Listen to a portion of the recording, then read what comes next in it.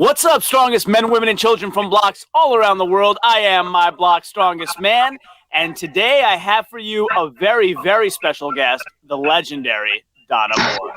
Ciao, homie.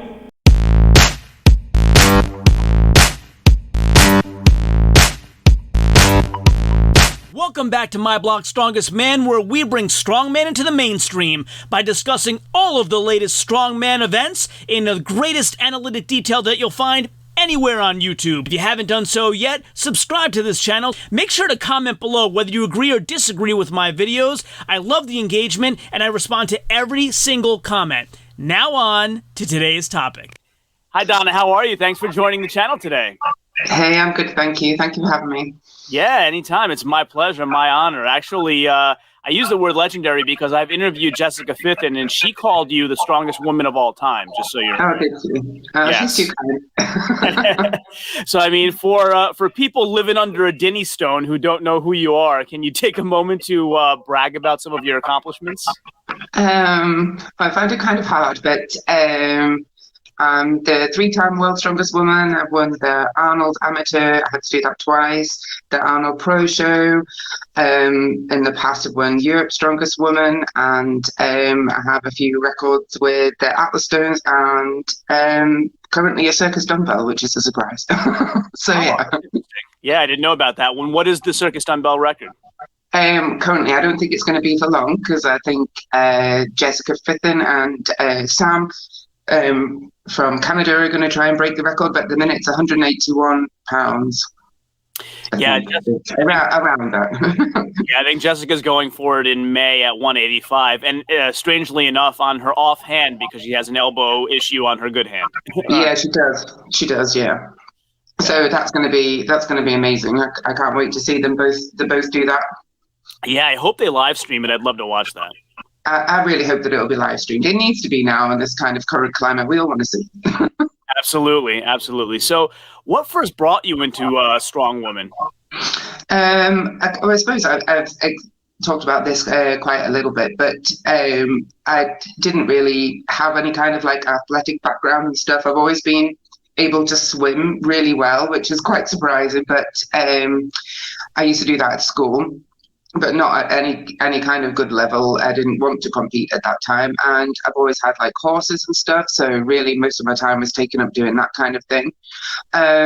So I have 2 children. After having the second one, I wasn't in a very good place, and I was like overweight and sad and miserable, and my GP, which is the doctor here, suggested that obviously I join a gym to help me lose weight, but also that the exercise would make me feel better, I'd meet new people, stuff like that. So a bit like Jessica, although I didn't do Zumba, I don't think it was a thing, but like kind of like gym classes, weights to music, kind of like aerobic-y kind of things. But I really, really enjoyed that. And I lost loads of weight, and I felt loads better about myself, and I did meet new people, so it made me be happy, I should say. So the ladies from those classes were really encouraging, and I just wanted to keep going back all the time. It really helped my mental health. Really, I think that's what it fixed more than anything, and the rest kind of followed on. Then I got a bit more confident and went to like a regular gym by myself, where I met a few people and got pointed in some different directions. And kind of cut a long story short there, somebody through Facebook messaged me and said they were putting on a strongwoman competition, and did I fancy having a go? But I knew what World's Strongest Man was, and I had seen World's Strongest Woman when it was broadcast on the TV here in like 2001, 2002, so like Jill Mills, Annetta Floydcheck, that kind of time. And I thought it was amazing. I much preferred watching that to the guys, to be fair. So I just didn't even know anything about it, and at the time when I was watching it, I didn't even go to the gym, but I just saw that it was a really cool thing. So when the offer to compete came up, I was like, yeah, why not? I do kind of have a bit of a competitive nature, but it just kind of got lost along the way, kind of thing. So, with myself feeling better, and I was like in a better mental place, I thought, well, I'll just I'll give that a go. And there we have it, really. From there, that was about 2012, a competition in Scotland. And it's freezing. I moan about the weather on my Instagram all the time. Like, I hate the bad weather. So it was like in Scotland. So of course it's going to be freezing, which it was. But I really enjoyed it. And the women were from like different countries, but I found them really welcoming, and it was a great place to be. I felt happy. I felt happy doing that. So, you know, it's kind of escalated from there, really. So that was my first like competition, and it was all like a max competition, max everything. So it was really difficult when you're new, because you don't know what, like, you've not practiced, you don't know what any of the stuff is or how much you can do. So every time there was like a weight increase, I had to take the weight. So it was like a max yoke, and every single time I didn't know if I'd be able to do the next weight up. So, you know, to keep the points and stuff, I kind of did it. So I think like I did like 500 miles with the yoke that particular day, which is probably like put me off it for life, to be fair. So yeah, it was interesting, and I just had a lot of fun. So it was a great place to be for me at that time. So that was my first ever competition. Yeah. Yeah, so two things there. One, is swimming kind of prevalent in British youth? Because Eddie Hall has a background in swimming as well. I don't really know. I think it's one of those things that we all do at school. As part of like the exercise thing, and probably to do with safety, I would imagine. They want everybody to be able to swim, but my dad's sort of got a background in Australia, so he's been really good at swimming, and plus he wanted me to be, you know, able to be good at it too. So I've been going swimming for, you know, quite a long time. And by the time we got to swimming classes with the school, I was already like well ahead of all the other people, kind of thing. So I just didn't do it like Eddie. I didn't compete any further than that. I just did it more for like a recreation thing, because I enjoyed it, I suppose. So we do swimming at school. So that's about it. Okay, so I have two little kids. You recommend me getting into swimming with them early? Yeah, I think so. I think it's really important that everybody can swim. Just again, like, that's my parenting talking, just for a safety thing. You know, we like to go on holidays to the beach and stuff. I want the kids to be able to, like, you know, save themselves a little bit if anything happened, not get into trouble and be able to get out. That makes sense, for sure. Yeah. So in terms of competitions, like, what would you say to somebody who's kind of an aspiring strongman, strongwoman, who doesn't want to do it because they think, well, I'm going to come in last. I can't even budge any of these. Like, is it okay to go try and come in last your first time? I would say definitely. Like, I don't know any of the things I would be able to do. You know, obviously I've been doing some kind of gym things, but with it all being like a max competition, I had like no idea what I was letting myself in for. And yeah, the ladies were all like way stronger than me, although I managed to win, strangely enough, the circus dumbbell event, which but so maybe that's always been a thing that I didn't realize. But yeah, I would definitely go and have a go. I think learning to compete is part of the process. If that's what you want to do, compete in strongman. I think that you definitely need to go and get into the kind of way, learning how to compete, what to take with you, what works best for you, what to eat and drink, and like working with your mind. That's taken me quite a long time to get over the nerves. You know, everyone says, I'll be too nervous. Well, everybody's nervous. I'm nervous. Right. It's just the way that you control it and channel it. Yeah, to get the best out of yourself. But that's a skill, and I think that comes with time. And the structure of the competitions, reacting to the down calls and all that stuff. Yeah, just and even like keeping an eye on what other people are doing, because it does kind of matter if the people before you are like banging out their reps. So we'll use Jessica again as our example, and I know that Jessica's overhead is like beastly, and I was going after her like in the Viking press. And I was counting how many reps that she would do, so that I knew what I needed to like get near to, because I know that Jessica would be at the top end of the pressing, you see. So, you know, for me, it's important to see what other people are doing, really. I'm drawing these cerebral British parallels, because Eddie did the same thing in 2017 World's Strongest Man. Yeah, I think Yeah, to keep an eye on your competition, of course, because you don't want to be going. So if, for example, you're expecting people to get 10, but they only got like 5, there's no point you going out there and also to do 10 when really you only need 6. So, Right. that's but again, another skill to learn. I think in the first instance, just like learning the events and enjoying the competition for what it is and meeting people. Like you say, the down signals and like the warming up, especially like how far do you need to warm up in advance? Getting your timing right and everything is kind of like a crucial thing, but you can only do that if you compete and know what to do. Yeah, I mean, talk about warm-ups. I think a lot of things you just said there in terms of strategy, warm-ups are things that fans don't necessarily know. I just watched the Mammoth Strength Challenge in the U.S., and there was a lot of delay and having to warm up multiple times and things like that. So when you compete, what's an ideal warm-up? I like to just get my body responding to the pattern of the movement. Really, it doesn't need to be like a load of reps. I just want my brain to be thinking, right, it's a like the circus dumbbell, I suppose, but at the Arnold was just the one rep. So I just be practicing like with one rep unfortunately we couldn't pick the weights there because they're already set in the dumbbells, they're already loaded. But right. Just getting the speed underneath the dumbbell at the lighter weights, so my brain was thinking about what it was actually going to be doing rather than getting out there and it all being a bit of a shock. And I tend to kind of go quite closer to the weight of the event, because again, then your brain's already prepared, or your body's prepared for that amount of weight that you're going to be able to do. So not excessively many reps, but I would like to get to nearer to the weight. But that's like my own self, really. Okay. Yeah, very interesting. Yeah. I think just. I'm sorry. Go ahead. No, that was all. Yeah. I think just there's a lot of strategy in terms of who goes first. And some contests, the earlier you sign up, the more you go first, or you choose your position, and just things like that fans don't know. Yeah, that's right. I mean, and that can be like a big problem for your brain as well. If you're expecting that you would be nearer to the last people to go, so you see everybody else, but actually you pull your number out of the hat again. This happened to me again at the Arnold, and I was like the first one, and I was like, literally, I was like, why is this happening right now?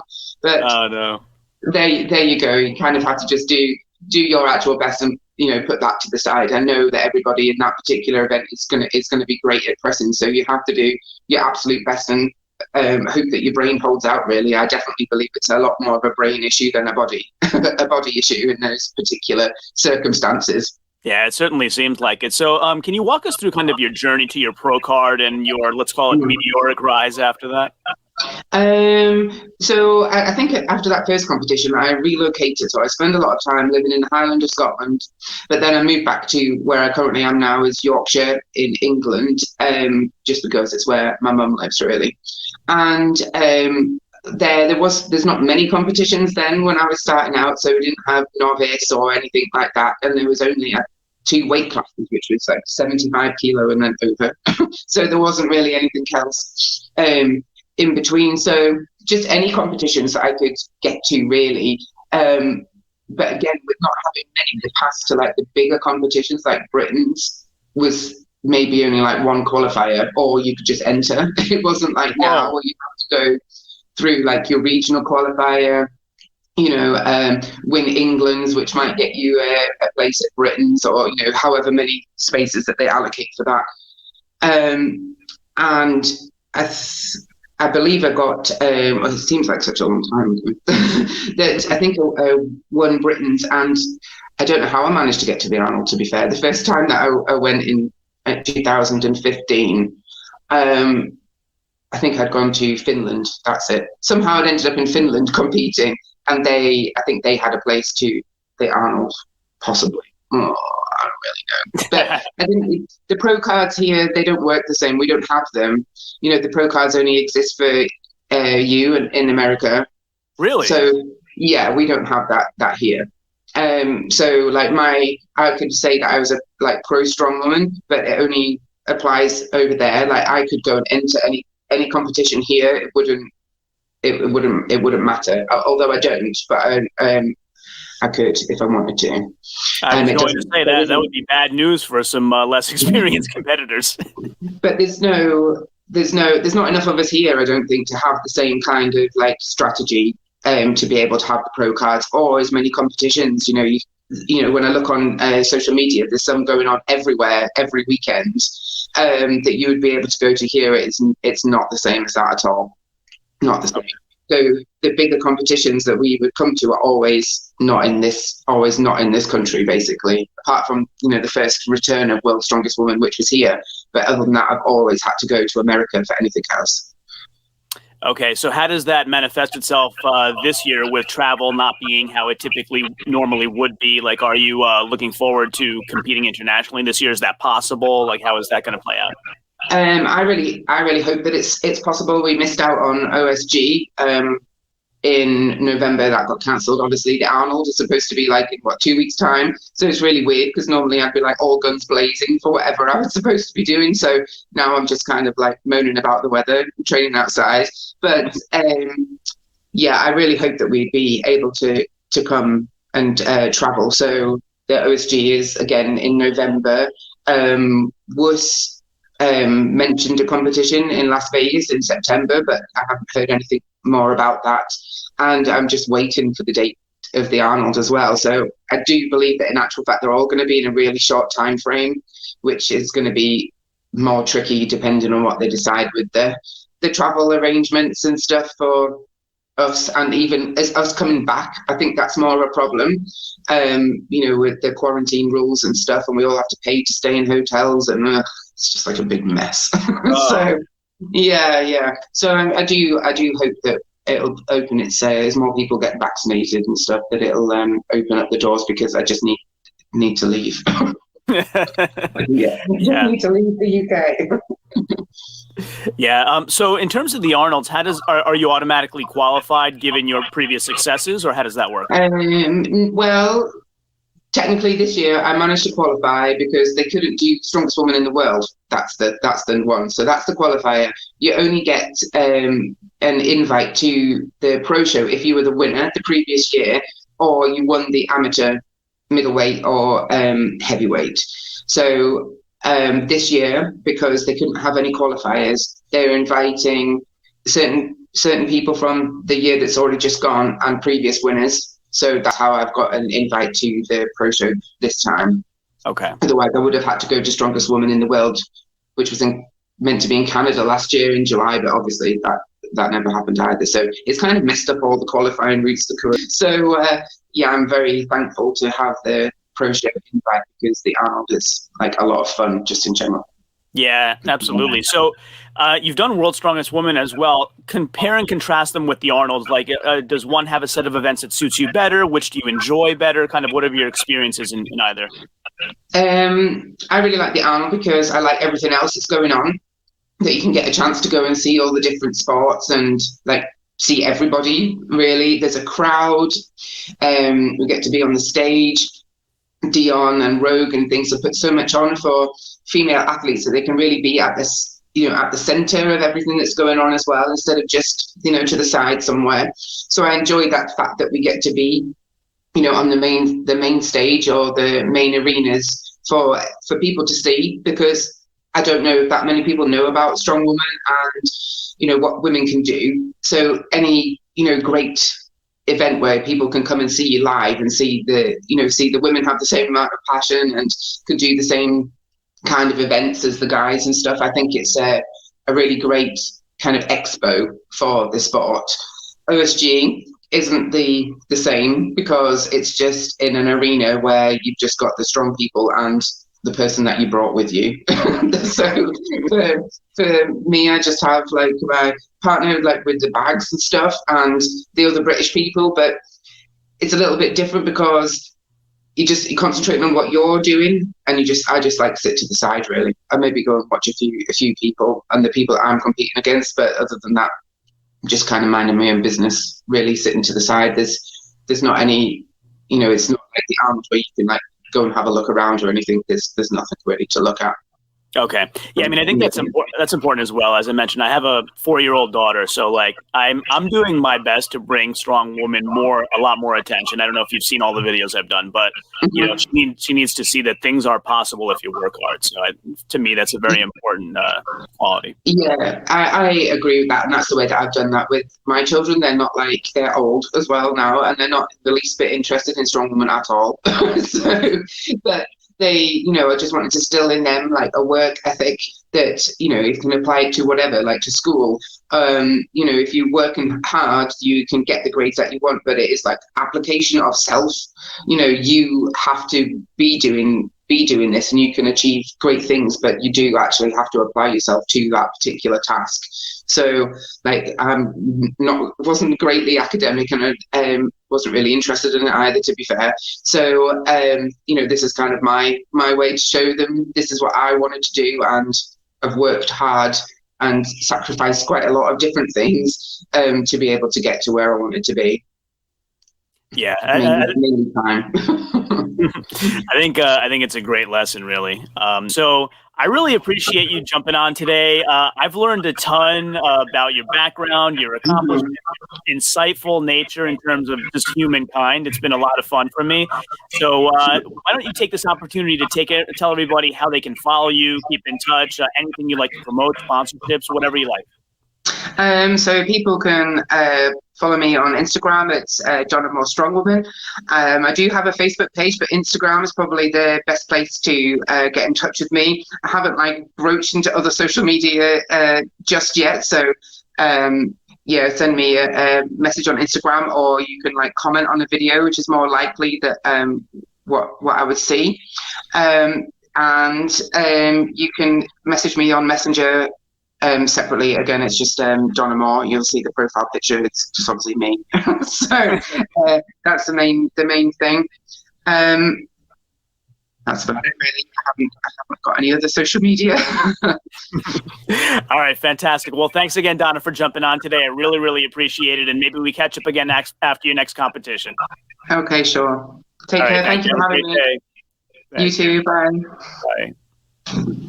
So if you like this video and haven't done so yet, please consider subscribing using that button right there. And also stay tuned for some other videos that you might love blooping up right there.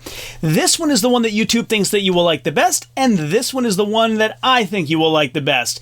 As always, share this with everyone, and until next time, ciao, homie.